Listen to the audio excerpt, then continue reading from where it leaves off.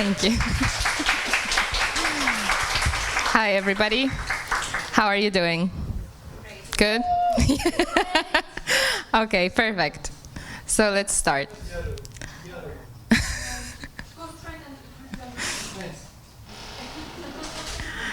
All right. As children, we used to have some kind of heroes and heroines. Those could be actual superheroes like Batman, Spider-Man, etc., but those could also be people like our grandparents, parents, siblings, dance instructor, teacher, and other people in our lives. Personally, my childhood heroes were a little weird. My heroes were Steve Irwin and Brady Barr. Steve Irwin, I guess you can recognize, he was quite famous. Unfortunately, he passed away. But he was a wildlife researcher, conversationist, and herpetologist, as well as Brady Barr, who was also and still is a herpetologist. And when I was a child, I used to watch a lot of National Geographic, and so they were the first people who introduced me to the concept of working with animals. So I like to think about them as the first faces I had as some people who work for animals, but also with animals. And through those TV programs that I watched, it was my ritual to watch every episode of Crocodile Hunter on National Geographic. I had this connection of having real people doing real job for the animals and with the animals. And although I did not end up working with crocodiles and alligators, but with foxes and minks, for example, I think it still did its job. And when I was thinking about why we should use social media, I was thinking a lot about my story and my childhood, and how for me the main channel of consuming this kind of content was the television. But we know now that a lot of research shows that less and less people watch television, especially young people. And it doesn't mean that we don't, or they don't consume content anymore. They just do it very differently. And even though we still have television, we also have streaming platforms. And it's not the matter of waiting for your favorite TV program to air. You can just choose what you want to watch. But there is data that an average person spends around 3 hours per day on their phone. And of course, it varies from country to country. It differs on the basis of other factors as well. But on average, it's around 3 hours per day. And during that time, at least some of this time is spent on social media. So my thesis for today that I want to share with you is there are not enough people representing animal rights organizations and speaking about animal protection in the social media. And I will tell you in a second why I think that. So today I want to share my personal experience with you. I will try to do it very briefly. Then I will share the chances and risks that I see in doing your personal social media as an organization representative, and share some practical tips on how to do your social media if you want to engage in such activity. The first point, when I was thinking about it, the first point that came to my mind is that we actually see a lot of people online who talk about animals and ecology, but I tend to see 3 types of content. The first one is focused mainly on ecology, on climate change, on plastic usage, on less or zero waste lifestyle. The second one is vegan activists who show protests, leafleting, and street work that they're doing.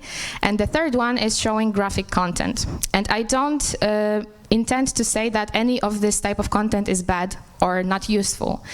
What I want to say is that I would like to see more of the content that is educating, that is inspiring, and that gives tools for the people on how they can help animals better, and not just show what the reality looks like. So my experience with social media started a long time ago, because I started doing social media a couple of years ago, but it was very private and personal oriented. At first, when I joined Otwarte Klatki, or Anima International Poland, I posted mostly about what we did on a regular basis, but it was more reactive. So we did something, for example, a street work or a campaign. We did some signature collection, and I posted about it. But there was no strategy. There was no greater point to that. There was no thinking of a personal brand or something like that. So then I started to think, what can I do to go from just Marta to Marta from Otwarte Klatki or from Anima International, and how to build this brand. And it was easier after some time. The posts that you saw here, they were mainly from 2019, and I joined Otwarte Klatki in 2018. And after some time, I became more knowledgeable, more skillful, more experienced, because when I joined the movement, I hadn't have any experience in animal rights or activism whatsoever. And so I started to think on how can I improve my social media game. And so the first thing I did was just to tell the world that I am from Otwarte Klatki. And so I put that in my bio. I put some information on what I do in Otwarte Klatki. As Piotr said, I am responsible for media relations, but I also coordinate the anti-fur campaign, the fur ban campaign in Poland. So I put that in my bio on the social media that I chose to be active on.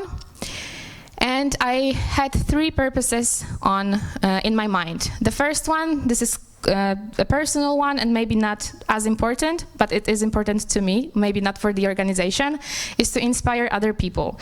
And maybe it's not very humble to say, but when I was thinking about it, I was thinking that I would love to be somebody's Brady Barr or Steve Irwin someday. It would be really cool if I could be that. So I want to inspire other people to become maybe not even activists, but to care about animals and to show them that this lifestyle of just doing work for animals is, first of all, possible, and second of all, really fun and exciting and really rewarding as well. The second purpose, the second goal that I have, and it's strictly already related to my campaign, to my organization, is to engage people in our activity. And here, an example would be that I make content to encourage people to sign a petition, for example. So to increase engagement on some activities that we do in Otwarte Klatki. And the third one is to build trust.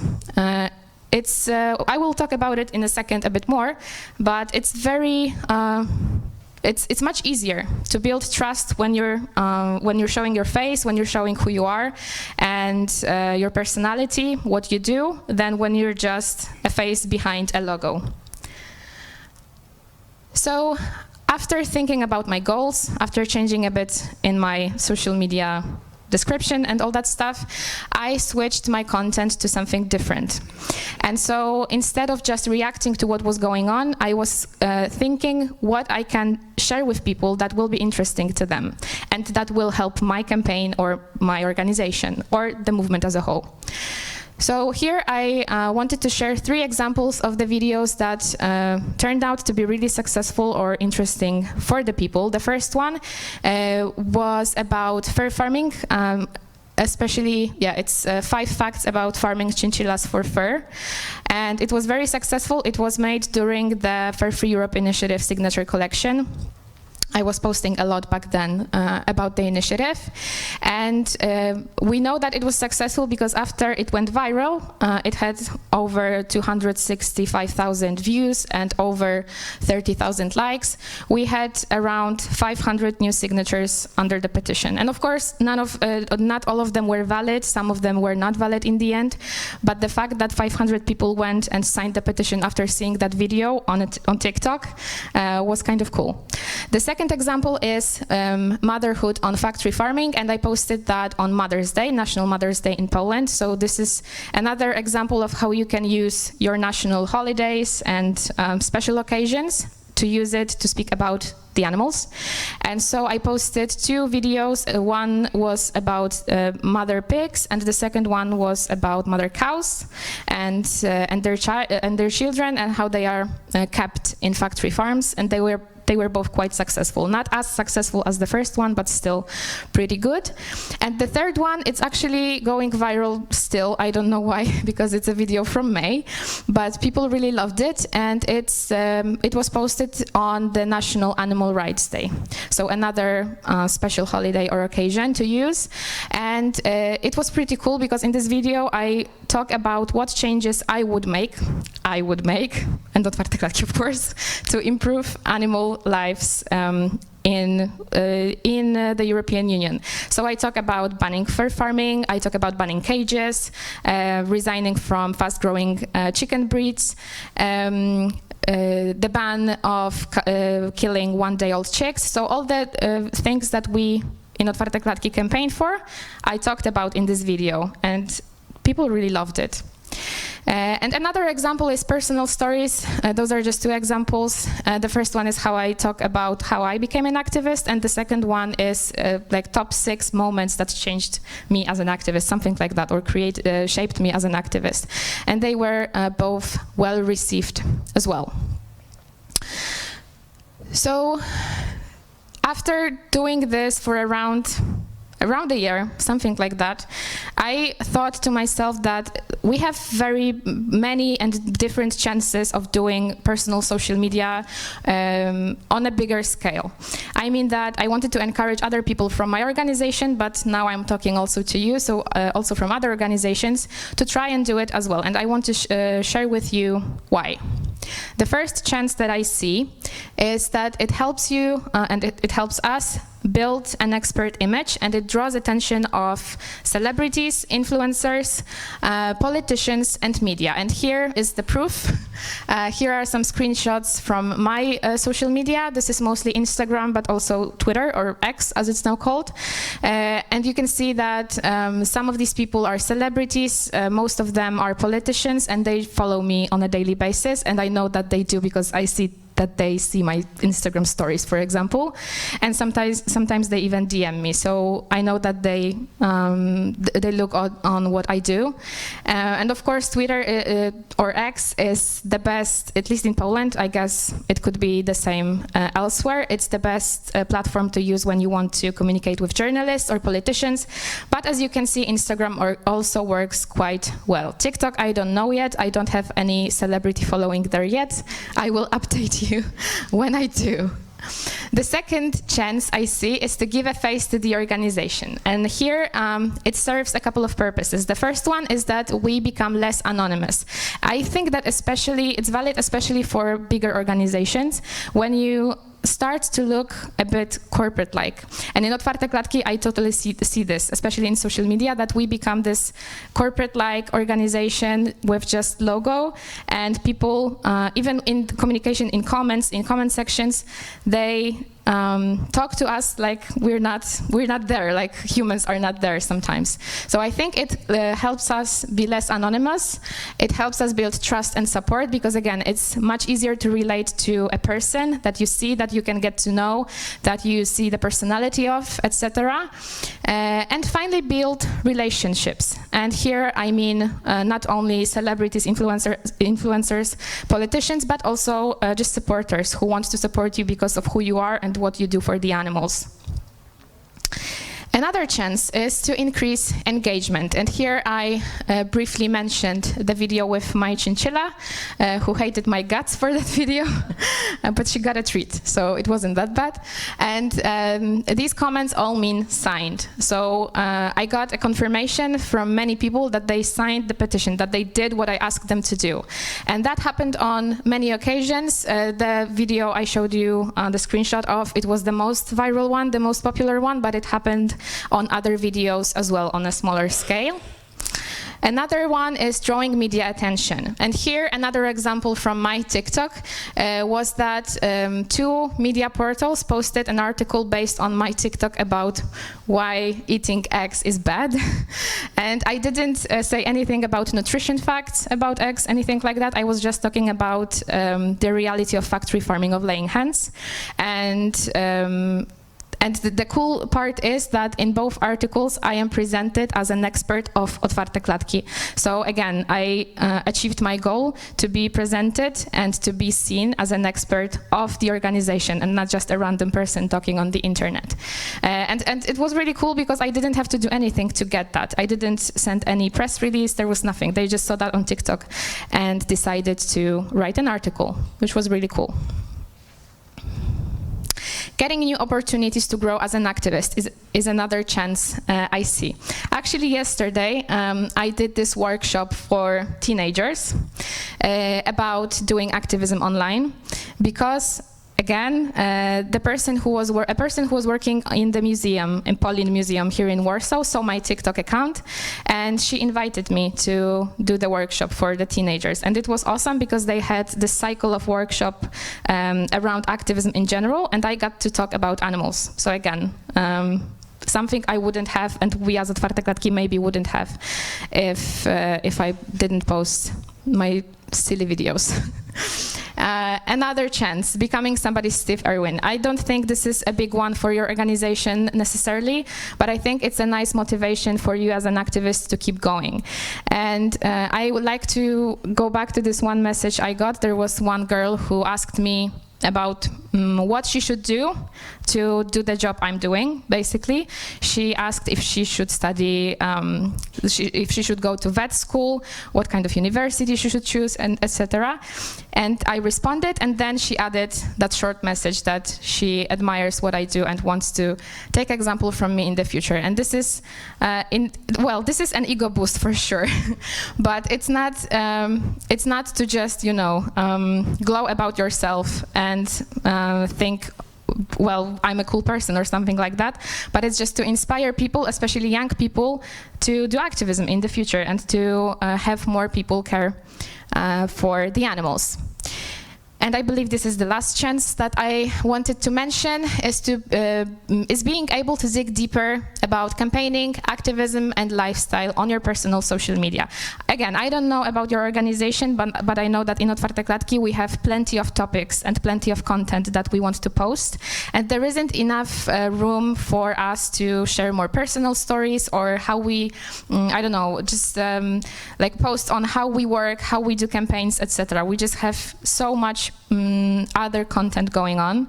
And so when you run your personal social media, you can show the backstage of what you do in your organization and how cool it is, and to encourage people to, for example, recruit for a full-time job in your organization. So that's much easier when you do it on your platform than if you were to do it on your organization's platform. But of course, as with everything, where there are chances, there are also some risks. So let's focus on them for a second. The first risk that I see is that it can take up a lot of your time, especially if you're not fluent in social media, in content creation, if you have struggles, I don't know, writing or editing a video, it can take up a lot of time. And the rule I have is to always put my work first. Social media is also a bit of my work, but I mean like other priority work. I try always to remember that my priorities are always priorities and social media is additional. So I do it when I really have the time and not instead of other important tasks. The second one is that your organization can become this one person, and it's actually true. It's becoming like this for me right now. I said to Magda, who was coordinating our social media and marketing in Otwarte Klatki, that I'm sick of seeing my face everywhere because it's basically everywhere at this point. And on our next summit, I will have this talk and encourage our activists as well to become more visible in social media. It's very risky for many reasons. We've seen that in other organizations. We've seen that in our organization, that when one person takes over, it's just it's not good for the organization, basically, and it can be very dangerous. The next one, dopamine rush. If you're a person who's prone to getting quick dopamine rushes, I am, so that's great. It can be very dangerous because when your video is successful or when your post is successful, when it goes viral, you get this dopamine hits all the time. Whenever you see a notification or a comment, anything, it does something for your brain, and it can be really disturbing. So I guess what I'm trying to say is that creating some kind of boundaries for yourself is really crucial if you want to do it long term and not get lost in doom scrolling, which is I tend to do sometimes. Dealing with hate, that's another one, and I think it's a big one. When you do your personal social media, the hate is also personal. And the things that people say on the internet, they are mean. And I think if after this talk you will want to start your social media game, it's maybe worth asking yourself if your mental health is okay for that at this point in your life. And if not, maybe it's something you can do in the future, because the hate is there. It depends on the platform. I think TikTok is very hate-filled. Instagram maybe less. Twitter or X is a whole another story. But definitely you have to have some capacity to dealing with that and some tools on how to deal with that. I will tell you how I deal with it in a second. And keeping some opinions to yourself. Like Sharon mentioned in a talk, in a previous talk, she said something like the animals need our focus, and I completely agree with that. I know it's difficult, especially if you're very driven people, social justice warriors. It's very difficult not to talk about other social problems, and it was difficult for me too in the very beginning. Now it's not that difficult anymore. So I think it's also worth keeping in mind that maybe sometimes you will not be able to talk about other important things, and you will just have to focus on animals if you want to do the best for your organization. So a couple of tips from me on how to start your social media or on how to be more creative in your social media. The first one, choose one social media platform, at least in the very beginning. I'm focusing mostly on TikTok, but I'm also active on Instagram and on Twitter or X, I don't know how we should call it anymore. And I want to be more active on X, because this is where the politicians are, and this is very important as well. But you can choose YouTube, you can choose Facebook or Threads. We don't have it in Europe, I think, yet, but maybe in the future, or if you're from outside of Europe. I think it's useful to focus just on one platform at first, especially if you're not doing anything online at this point. The second tip is to try different formats. For me, in the beginning, I didn't really think that videos would be my thing, but it became my thing, and I really like making short videos, especially when I don't really have to prepare them that much, and I can just talk to people, and it works kind of well. But if you want to do blog posts or, I don't know, infographics, graphics, photos, any other creative form, I think it's worth trying and finding the one that works well for you. The third one, don't overthink it. If you're going to wait until everything's perfect, you're not going to start. So I think it's worth having this done is better than perfect in mind, and just start doing. If you if you have ideas, if you have your social media already installed on your phone, just start doing that. The thing I like to do is, for example, if I'm not sure if I want to post something, I like to record a video, and just in my head I'm confirming to myself that I will not have to post it. I will record it, I will prepare it, and then in the end, if I decide not to post it, that's fine if I don't like it. And in the end, I practically always post it. Okay, 5 minutes. But I'm doing pretty well. I'm speeding, if you can't notice, but I'm doing pretty well. And to help yourself with that, if you want to not to get overwhelmed, you can think about what kind of content you want to share. If it's going to be educational, so for example, facts about factory farming. If it's going to be entertaining, so you can share if you have a good sense of humor, like Łukasz Michałka does, you can share your funny stories related to activism. The content could be inspiring, so how you became an activist, what experiences you've had, rescue stories of animals. Problem solving, so for example, ways to help animals if you don't have the money, if you don't have the time, if you don't have other resources, and relatable stories, so just sharing stories from your life that could be relatable to other people. Focus on you and your stories. And again, it's not to say that you should be egocentric or just talking about yourself instead of animals or your organization.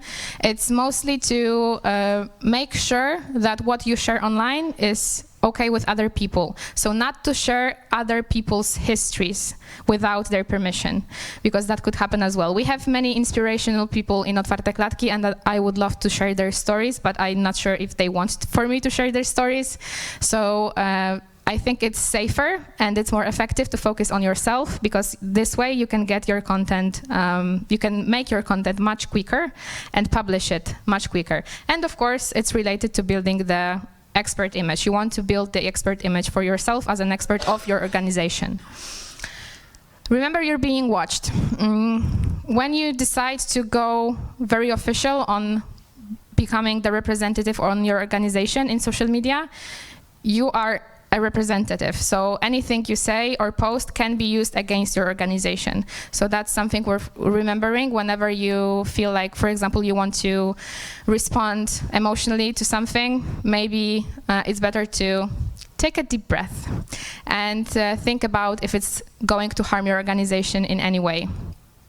And this is the good rule in general, to take a breath before responding to comments, to anything mean that is going on. And my rule, I have this set of rules for myself, is that if the comment is vulgar, I delete it.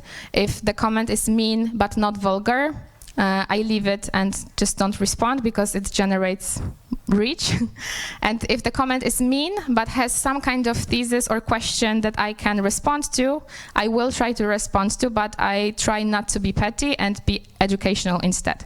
And it's not easy. At first I wanted to be petty, sometimes I was, but then I realized it's not healthy for me, it's the waste of my energy, of my time, and it's giving the attention to the people who just don't deserve it. Don't put pressure on yourself and on others to create, to post very regularly. If you want to do it long term, and I guess we're going to do it long term, then it's better to just create when you want to create, share what you want to share and when you want to share it, than just to put pressure on yourself. It's not like doing this it's not our job, like the job, full-time job. It's just something we do in our organization to promote it better. So, the conclusion. I would suggest, if you want to do the personal social media, but as an organizational representative, I strongly encourage you to do so. But I also believe that not everybody should do it, and not everybody has to do it.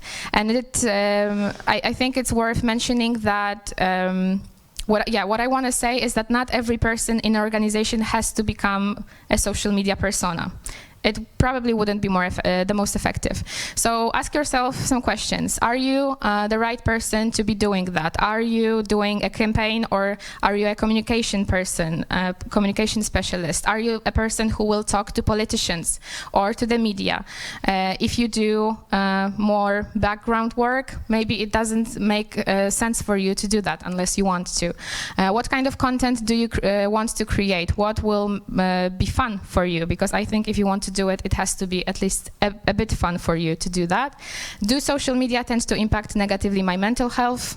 We already covered that. I think it's probably the most important question of them all.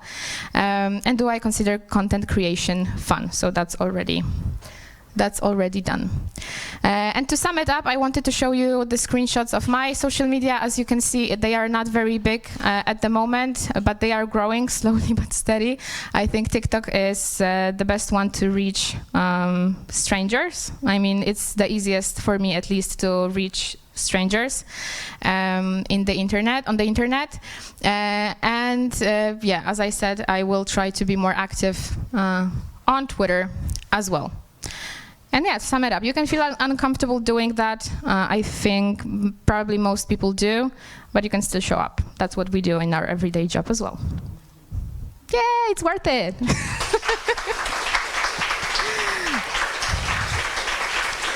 Just a second. How do you say? Auto commercial. I wanted to let you know that we did in Anima International a course, an online course on public speaking and voice production.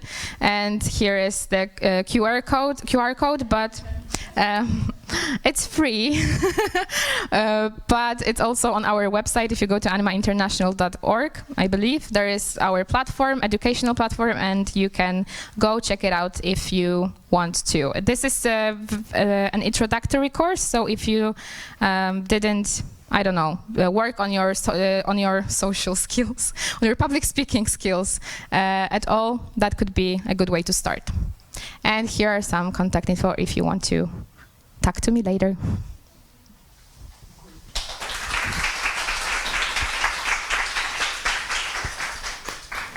Thank you, Marta. So now we will have a short Q&A session. I remind you, if you have any questions, post them through Eventory.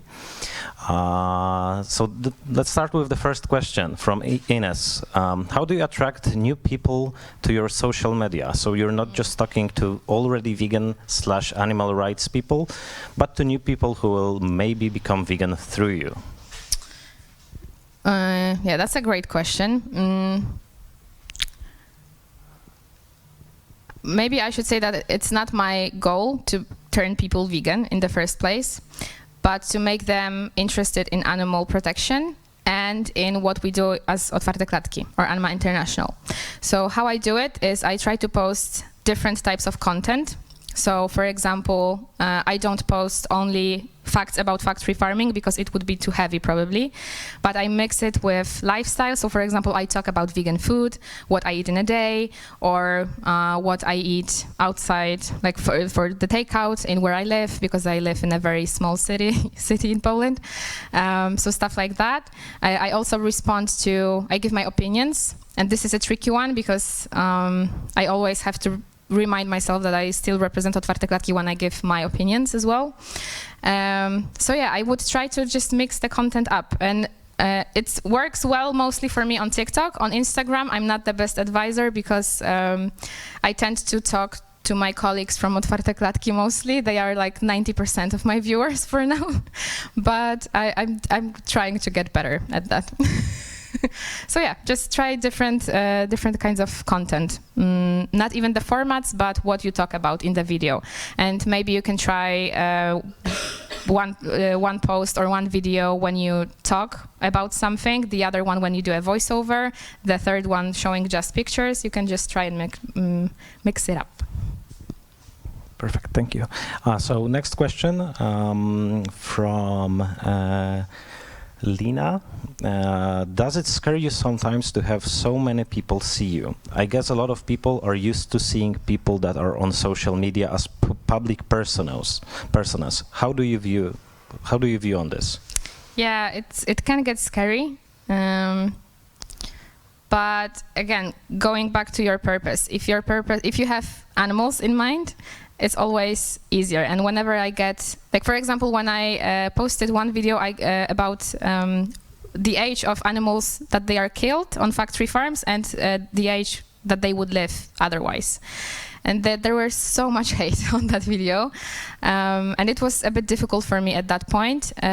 But every time I just go back to why are you doing this? I'm not doing this for myself. If it was my decision, I wouldn't do social media because it's very draining for your mental health. But I'm doing that for the animals and for my organization. So that's something I need to remind myself of. And something, it's maybe a tip on life in general and not just content creation. I like to say to myself that everything is made up.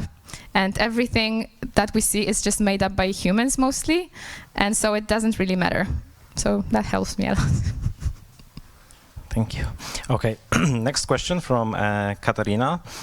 Is your opinion that, in your opinion, that you should be only educational and not so much personal content? Do you not think it would have the same effect to do both personal and educational? Like one post about you and your friends and the next with educational content? Yeah, I guess it depends on the person. I post lifestyle pictures or videos as well, but I have again, I have some set of rules for myself. Like, for example, I don't show my husband on my videos because I don't believe that it's important for other people. I don't show where I live exactly because safety. And so when I post about something more lifestyle-y and not really related to what I do in my job, I always try to put it in the context of my lifestyle. So, for example, I don't know, I love walks in nature, so I can post something about going to the forest. But it's always in this context of you need to recharge if you want to do activism and etc. But if somebody is okay with that, I think it's fine. I mean, it could even work better. It's the question if you're okay with that and if you're comfortable with that. Perfect. So next question from Sebastian. When you delete a vulgar post, do you also block the person, or do you maybe reach out to them directly to let them know why you deleted the post? The first comment I don't block. If I see a person doing that on numerous videos, I block them. Because I got my own haters already who comment on every video of mine. So I blocked them. I don't reach out to these people. I don't think that would be valuable for my time. Okay, next question. The amount of time spent on taping, editing, preparing, posting, and answering, it's a lot of time. How would you take into consideration that you could use that time to work and be more effective within your work field? That's a great question. It's something we've talked in Otwarte Klatki a lot. Because in the beginning I did social media outside of my work. So I would do my 8 hours of work and then do social media. Now it's 50-50. If I do something strictly related to Otwarte Klatki and I think it's valuable, I consider it my work, but still I do a lot of work outside, so just in my free time. However, we talked about it a lot, and the conclusion is that we, in the long term, it pays off to have these people, these faces, these personas, because it, as I said, it builds trust, it makes you less anonymous, and it makes you people support the organization more. And we've seen that with other organizations. When you have strong personas, strong personalities, people tend to just come to you because they have some person to look up to. And if we don't have these visible people, it can with time get more difficult to relate to you and to want to support you. And it's really visible. For example, a couple of weeks ago there was a girl who said that we don't do anything in Otwarte Klatki, that we don't really have any great success. And she mentioned other organization who, in her words, maybe is less successful, but at least you can see that they are doing something. And I think that, well, the comment in general didn't really make any sense. But it shows us how people perceive things. And if people don't see you doing things, they think you just don't do anything. And she said that, yeah, that my job is basically doing emotional social media posts. That's it. So I think in the long run, it's just important, and we should prioritize it. Maybe it's the question of where in your organization's development you should prioritize it. We in Otwarte Klatki, we've been here for over 10 years now, so I think it's high time we did that. So yeah. Thank you. So another question, this time from Thomas. How much time do you invest to produce a reel in average? Any concrete advice on tools, software to produce them? Yeah, I'm very basic. I use CapCut, the app on the phone, and sometimes when I'm really in a hurry and I want to do something fast, I just record in TikTok, inside of TikTok. When it comes to Reels, I either post them from CapCut, this is the editing app, or I just don't post that many Reels, so something to improve. When it comes to how much time, it depends on the content, on if you're in flow or not. It depends on the video format, if it's longer or shorter. I would say that my rule of thumb is not to spend more than 3 to 5 hours per week on social media, doing social media, creating actively social media, but it depends on the week. Yeah, so I use CapCut and TikTok app, and that's it. And yeah, I think it's worth mentioning here that I am not a social media specialist. So for example, when it comes to algorithms, or if I do it right, I'm not sure if I'm doing this right. I mean, I've had some successful content and some successful videos, but it's more to inspire you to do that and learn along the way than for me to say that this strategy is the best. I'm not a social media strategist or specialist. So yeah, I'm just here to encourage you. Okay, unfortunately we do not have enough time for all the questions, so if you have more, please contact Marta directly, reach out to her, either through her socials or here on Event if someone's here, or through Eventory app.